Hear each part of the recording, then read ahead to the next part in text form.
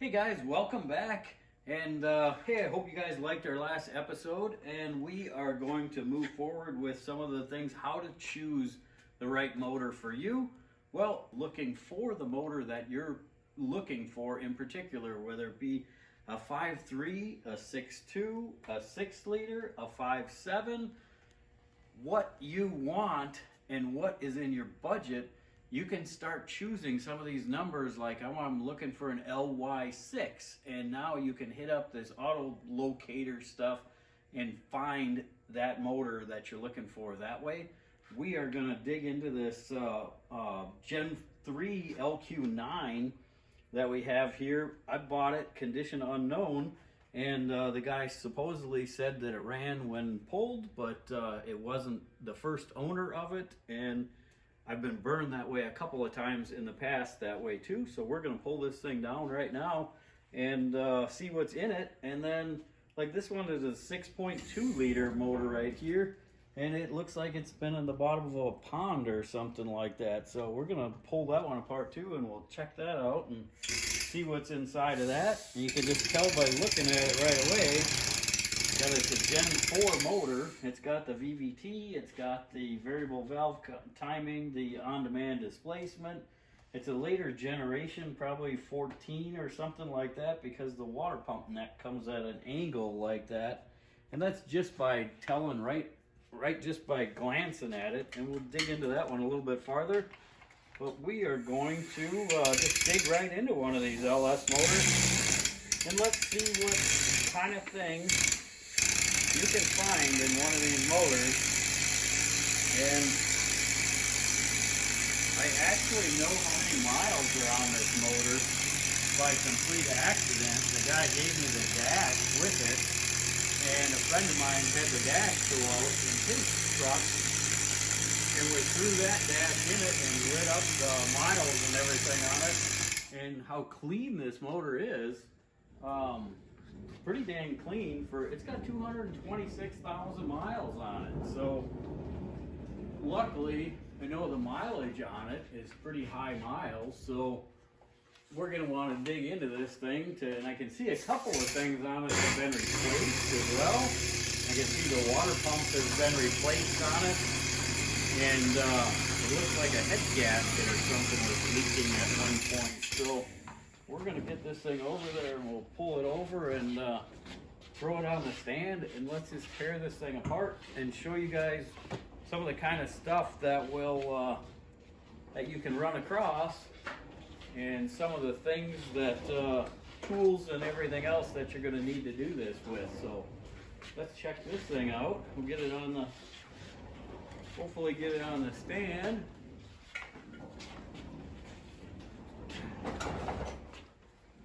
Yeah, it's a tight fit. The hoist just about hits on the lights, but sweet, with the bridge crane, at least we can move it across the garage without touching the floor. And now we're gonna start tearing into this thing. Let's see what's inside an LS motor and what you need to do to tear it down. We're going to throw our handle on here so when we start rotating the thing around, we have something to turn it with. And we get this out of the way.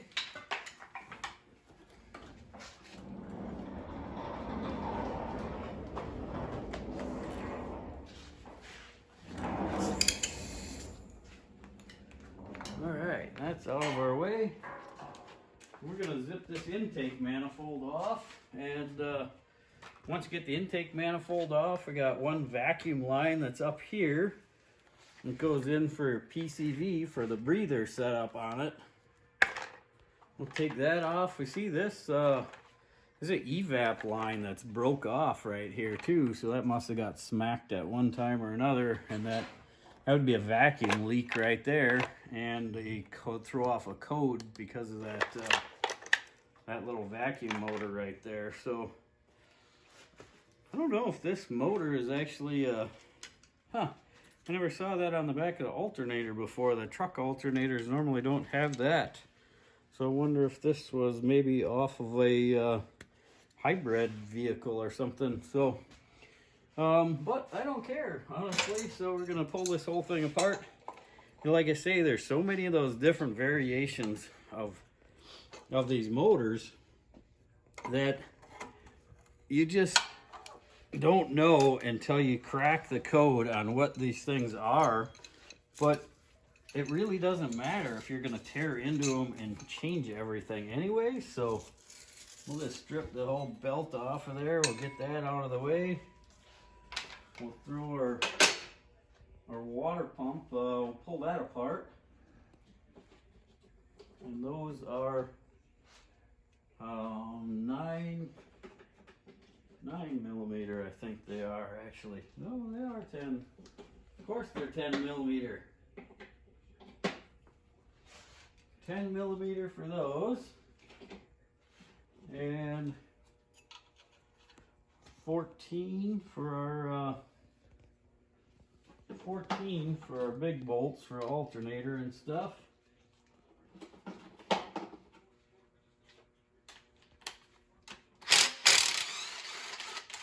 Just rip that down and get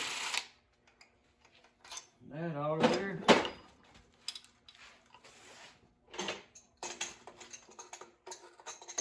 So it'd be interesting to see what this thing looks like inside for that many miles on it. You know, what are we gonna see? And when you crack into these though, your best bang for your buck, like we were talking about before, is if you got a motor that's running and driving and you heard it run and you checked the oil pressure on it and you made sure it didn't have STP 90 weight or something like that in it, and it ran good, had good oil pressure, that's your way to go to buy a motor. But if you're gonna build it or something, sometimes it really doesn't even matter. And you pull it apart, it's really easy to get into these idler pulleys. You can see this one actually. The way that spins, there's like barely any grease in that thing. It just spins awesome. This one, but you can run into, oh, you gotta replace the idler pulley. You gotta replace another pulley over here. Boy, the air conditioning clutch pulley is not looking good. And then you gotta throw into that. But say you just bought this in a junkyard and you never heard it run. Well, there's so many different things you could come across that, especially when you don't know, you haven't heard it run and you don't know how many miles are on it. It is amazing some of the stuff that you can come across. And by looking at it, you can look right underneath here and notice that it doesn't, and then the front here also, you notice it's a Gen 3 motor. It's got the knock sensors up in the valley cover, and there's no cam sensor in the front of the motor right there. So those are the kind of hints that you got to look at to see what the motor actually is. And how do we know that it's an LQ4 or an LQ9 in this particular instance?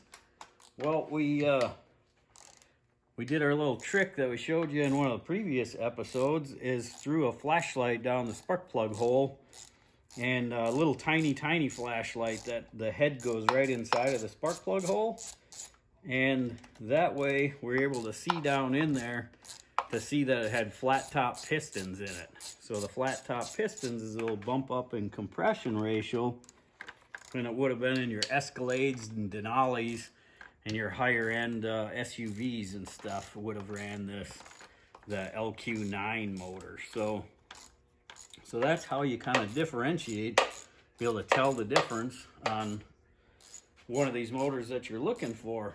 But the illusion is really big time with these truck motors, because there's so much misinformation out there on the internet of how much it costs for somebody to build and do an LS swap and do a 6-liter and threw it in their car and they got $1,000 into the whole setup. And I'm here to tell you that it's impossible to do that almost. You know, you can if you're donated a whole bunch of parts and you had a bunch of stuff laying around and you knew how to tune it yourself. And and you got a free fuel system from a buddy or whatever, and or your car was already set up with a good EFI setup pump in the tank or whatever, then it's possible for you to, you know, be able to do something that cheaply. But if you are wanting to put something like in an old muscle car or something like that, you like the look of it as well, to be able to make the motor look good when you look under the hood, and it looks like a performance cool motor rather than a truck ugly intake here, and something that you have to put big plastic covers over it to cover all the ugly up underneath it, and it's still ugly with all the plastic covers on it and everything too. That's one thing. But if you want to dress it all up and end up cleaning everything up and going through everything, see, I've been burned too many times with these motors, that listening to people say that it's been running and driving and it had good oil pressure and all of that, and turns out to be complete lies, and find out you end up with a motor that needs a whole bunch of work and time and money and everything too. So I would rather go through these things completely and at least know what you have. You know, once you know what you have, you know what you can build. And why don't I have that? Oh, here it is. So at least once you tear into it, you know what you have. But once you tear into these things, it gets expensive pretty fast. And that's the thing that's kind of a misconception about these truck motors. And I want to use my Bel Air as an example. And this is almost identical motor setup that I bought for the Bel Air in the first place. And I wanted to make sure that I didn't have this ugly intake on it. For one, I want to change the intake manifold. Well, you can't just change the intake manifold on them, because the throttle body hits on the front of this idler pulley. If you bring this intake down, it also hits on the front of the thermostat housing on the intake manifold. Oh yeah, you get one of these little doodads. This is there's a heat line that's underneath the throttle body, and the throttle body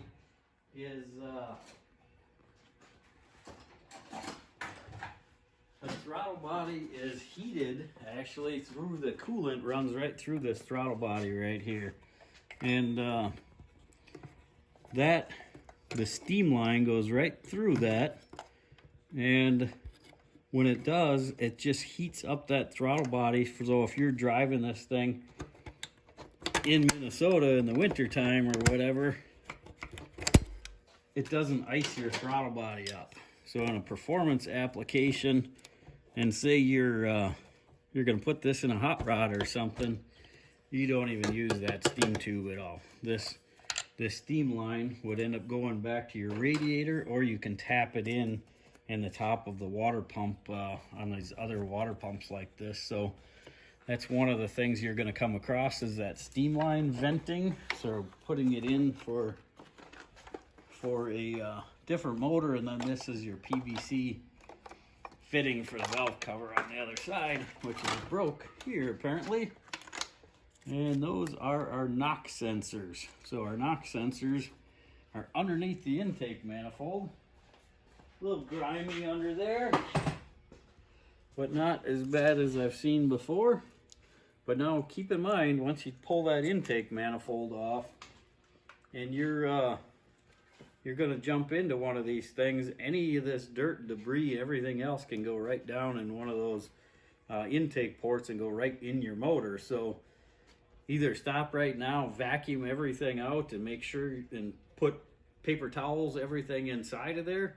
Or if you're tearing it all down like we are, it really doesn't matter, because we're going to clean everything up anyways. But I just want to bring that up to you, so you make sure you plug those, because if there's a valve open in there, anything that drops down in there can go past the valve and right into your cylinder. And there's been many motors missed and wrecked that way with sockets and whatnot going down them like that, just to screw everything up and wreck your life. So let's see if we can't get the rest of this front drive accessory off of here. And then to get the valve covers off, you have to take the coil pack covers off of here, because the coil pack covers cover, normally the coils are mounted in there. We had already removed them to use them in something else. So we'll tear into this a little bit farther. And see, like these motor mounts here, they're in a truck motor mount. Nobody uses these for anything, so these are one of your things. They're garbage. You know, take them off, throw them in the recycle bin, and that's all they're good for. So I wouldn't recommend using or running those in any way, shape, or form. They're ugly, they're big, they're not productive, and you don't use those at all. So we'll dig into this thing a little bit farther and see what we can find. I'm just not hitting that one tonight.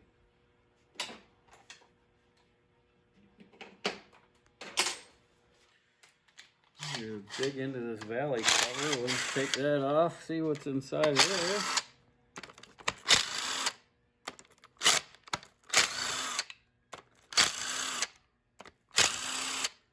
So this motor is a 6-liter with 226,000 miles on it.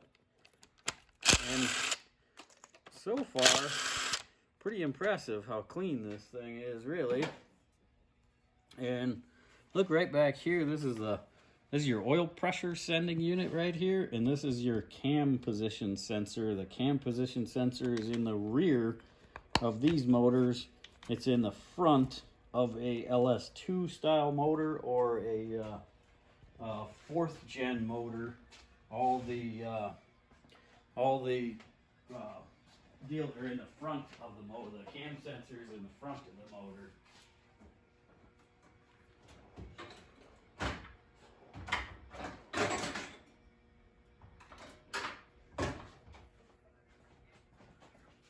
So we'll see if these things are so capable of power that it's just crazy. So you can take and put this stock pistons, stock rods, stock block, gap the rings and throw some boost to it, and you can easily push these things to 700-800 horsepower. And I know people have pushed it even higher than that and got in the 1,000 horsepower range with a junkyard motor. It's just crazy. It's crazy on what you can do with these things. And this is a pretty typical thing that you're going to run into as well.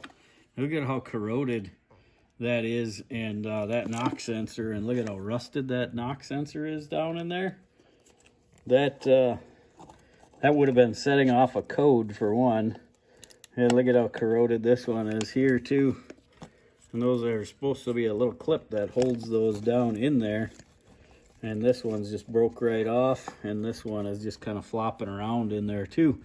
So that's not the greatest design, and I think that's why the Gen 4 motor, they got away from these knock sensors, because it gets moisture up here. These rubber seals obviously dry up and they get hard, and now you get moisture down inside of there, and it just corrodes those things in there. So you got to take the knock sensors off before the valley cover can come up. So we're going to leave that for right now, because they're going to be a little bit of a challenge, and I'll show you how to do that once we get into that a little bit farther. So to keep things moving, we will pull off this front drive accessory system and see if we can't take the rest of this stuff and get it out of here. So then, like the air conditioning belt on the truck, and remember the trucks now have that balancing system. The whole front drive accessory system sticks out the farthest of any of the LS stuff. And these whole truck drive accessories, and here's one of the things that you're going to run into with doing these swaps like this is the value of the truck stuff is worth almost nothing. So anything that you want to sell, otherwise you want to run a car front drive accessory system out of an F-body Camaro or something like that because it fits better, and you want to get rid of the truck stuff, you can barely give it away. There's so much of it out there in the market. And you notice I don't just grab an impact and just go to town on all this stuff right away, because especially with aluminum blocks, I like to really get a feel for if a bolt is starting to bound up or it's rusted or corroded or anything. I can work it back and forth a little bit with the wrench before I throw an impact on it. Otherwise, a lot of times you can just rip the threads right out of it, and now you're screwed and you made yourself a whole bunch more work.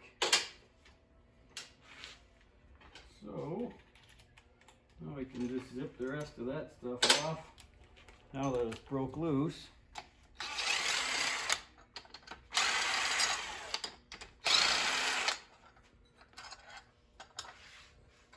And what? Oh, there's another one down there. There's one on the back side. There's another one on the back side here for the power steering as well. There's one on that back. There's one more here, and this will be our last bolt for that bolt. And that's another reason why I like to use a ratchet to break them loose. Because my little impact just doesn't have the power it used to. And we're due for a new one of those.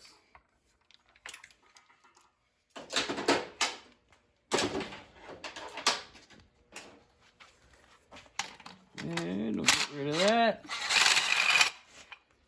There's all your messy front drive accessories right there. Intake manifold, nothing to it. So now why don't we zip that water pump off?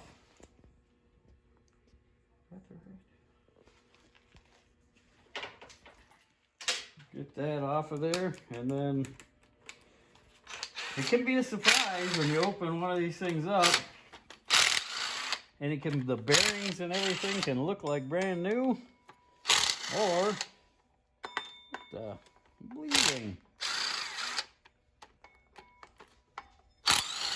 So you can see that this has been changed before, this water pump, and you can see it right away because of the silicone on there. If the gaskets from the factory, you don't need silicone and you don't use silicone on them, but anybody that's ever replaced one always seems to put silicone on them, so you can kind of tell that's been replaced right away. And then these gaskets are kind of glued on. That's the one kind of nice thing about using silicone though too, is you can kind of glue a gasket in place.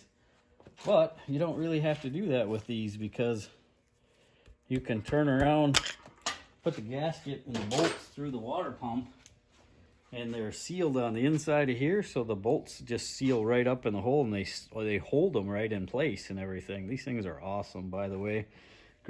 One of the greatest inventions, like we were talking about with these LS motors, is the gaskets and the seals on it.